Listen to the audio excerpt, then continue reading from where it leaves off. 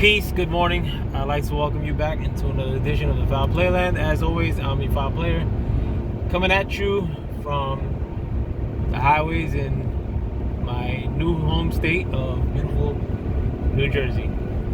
Wanted to make this video regarding my original home state, which is New York, and its really crappy governance, namely the man up top, Andrew Cuomo. And the fact that the media has been very tentative in giving him any coverage regarding any of the scandals that he's embroiled in. Also, I want to cover the fact that I believe that the whole sexual abuse allegations these sexual abuse allegations that are being thrown in his direction now are more coverage or covering up for the fact of the supposed investigation that's being imposed in his direction by the Attorney General of New York, which ultimately I think will get nowhere. But if you haven't known already, the current governor of New York, Andrew Cuomo, is under investigation for underreporting the number of deaths that were contributed towards the pandemic-related issue during the March till a couple months ago period. Gotta be creative in how I say this. But apparently,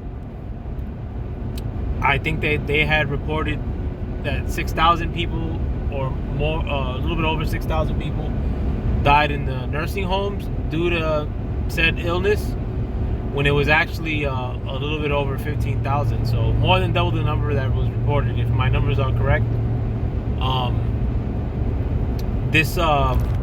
I mean, some people may look at it as like it's not that big of a deal, like, you know, but they were privy to those numbers, and they were privy to the fact that they were covering up those numbers or underreporting them. They were also being called out by an Assemblyman Kim from Queens, I believe, as to the dilemma that they had on their hands, as far as, and I think Assemblyman Kim told Cuomo like about the that he may be misstepping in putting a lot of these people who were infected, old and young, into nursing homes. And I think, according to Assemblyman Kim, he was actually threatened by Cuomo. And I mean, you know, in the past, Cuomo's been given to these little outbursts of rage, including his brother Fredo Cuomo. They've been known to have these little outbursts of rage, and it's not really rage. It's that like a lot of these people who are really entrenched liberals, they feel like they can't be questioned. You know, like they feel like, you know, if you question them, they'll try to throw an excuse out there, like as to why you're questioning them, whether it be race or any number of things. You know, like it seems like being that they get source coverage by the media, being that the fact that people think that they're aligned with causes that have anything to do with representing minorities, they also get treatment where you look like an ass for questioning them, or they just have this pompous attitude where you can't be questioned, where they can't be questioned. I mean, like, you know, we're seeing this with the media for a while now, and it's getting worse and worse. You know, when they had one guy to demonize for months or years, you know, now I think people are coming to the realization as to who are some of the other bad guys during these last 4 years. I mean, namely, like, you know, this past year, and it's almost coming as a surprise. And a lot of the people, the participants, i.e. Cuomo, and his brother to a degree, because his brother didn't, his brother's network, CNN, didn't call him out or report any of these stories. You know, we're now starting to see the warts on these people. But my whole thing too, I mean, as far as like Cuomo being inappropriate, like with these women, I mean, I think it may be true. I think there's a possibility that it could be true, but it's very convenient that a lot of these stories are now coming out, and that you on the heels of the underreporting of the nursing home deaths. And I mean, it's a serious issue. I mean, like, you know, that's to me, that's a criminal offense. I mean, like, you know, you want to say that somebody giving a speech like in January, I mean, I gotta be soft coverage with that, is a criminal or impeachable offense. I mean, like, how about knowingly lying about you know, your role in like these deaths that happen in the nursing homes with our most vulnerable, as far as our elderly, you know. But another thing too with all this is the fact that, I mean, you can't name 3 people within the, you know, Democratic Party who are like the darlings more than Andrew Cuomo was, like this past year especially. I remember my landlady, or my ex-landlady, seemingly had like a love affair with the guy. I mean, my ex-landlady's like in her 90s. But you know, and I don't want to tell her any different, you know, but or like as to what my opinion is on him, though she knows where my political views lie. But you know, and this was a lot of people in the media were that broad that had the show on Comedy Central, that was messing with 50 Cent at one point. She was saying how she was like, that was like her man crush, Andrew Cuomo, during the lockdown. And a lot of people were painting him as the voice of reason and like the calming force during the pandemic. Only now to see that, you know, a lot of what he was doing, I mean, like, or a lot of the moves he made had a direct effect in a lot more people dying at the very least. But what's known for sure is that he undersold this or underreported that, you know, and I mean, I'm pretty sure that he's not going to be the darling of the left anymore. I mean, some people were proposing that he should run for the presidency at some point in the future, because he's not, you know, an old politician in the classical sense. I mean, he's probably in his 50s maybe. But you know, the fact that it doesn't get covered like to the degree like that other things get covered, I mean, it's a travesty. It just shows you that you should be unplugging from the media outright. Like, I mean, from the classical TV media at the very least. But I mean, you know, YouTube's no better. I mean, like, they're just giving certain content creators, if you will, the ability to express certain far out opinions while overly policing other content creators. And even your boy personally, I mean, like, I made a video the other day, and I think the fact that it may have said liberal or cancel culture in the title, I mean, it took forever to upload. I mean, I feel like there's some throttling happening as well, but it is what it is. I mean, I still did okay views. I mean, for my little, you know, 80 subscribers. But you know, and I'm not coming from that perspective as like a spited Trump voter. Like, I don't really vote ever. I mean, I truly, like, at the end of the day, like, I mean, it doesn't really affect me as much as other people. But you're silencing my voice too. I mean, like,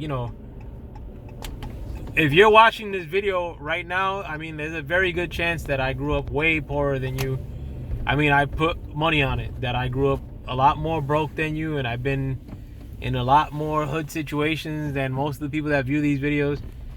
And I'll put that in any crowd. I'm not counting on the person that would watch things about or opinions that are anti-liberal, like what may be considered emanating from me.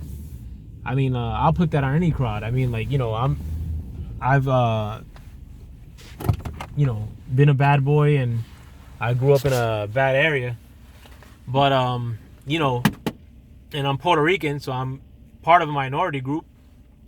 My family, large part of them are black. But in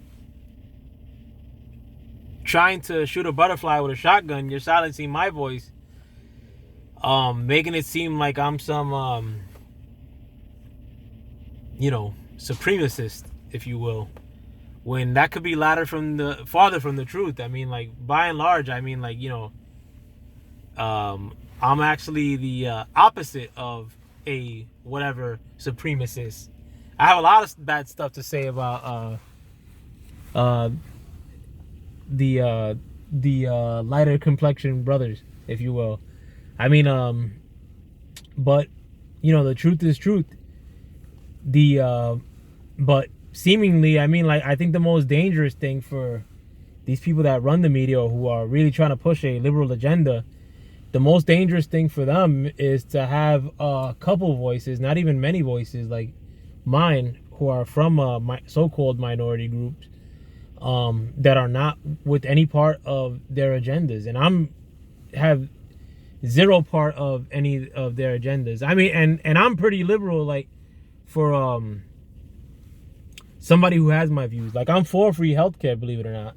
Like, I don't give a shit. Like, I mean, you waste money on war or whatever unnecessary bullshit, or bailing out bankers. I mean, like, in the spirit of not having a country shut down and our economy being blown to shit, I'd rather put that money towards free healthcare.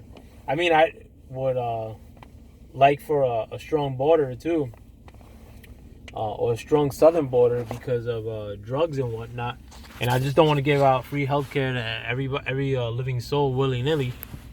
But if it's to get a check for said virus, or treatment for said virus, free of charge, I don't care. Like, that should be a no cost. In the spirit of shutting down or not shutting down our economy. I'm anti-war. I've always been anti-war. What else? Which may be liberal. I don't care who gets married to who, even though I'm a big proponent of the classical family. What else maybe? I mean, I think that the police should be I mean, I don't think that the police should be defunded, but I would be totally for investing the best technology so that the police are recorded, and for those recordings, especially in instances of funny business by the police, gets looked through. And I think that there should be more penalties for bad police. Like, and I'll throw that into the fray too, in that I'm not a back the blue, pro police guy. I mean, I'm far from it. Like, I think a lot of police are douchebags. But in addition to that, police get paid very handsomely for what they do. I mean, or military people get paid like $800 every 2 weeks. I mean, and they're working around the clock.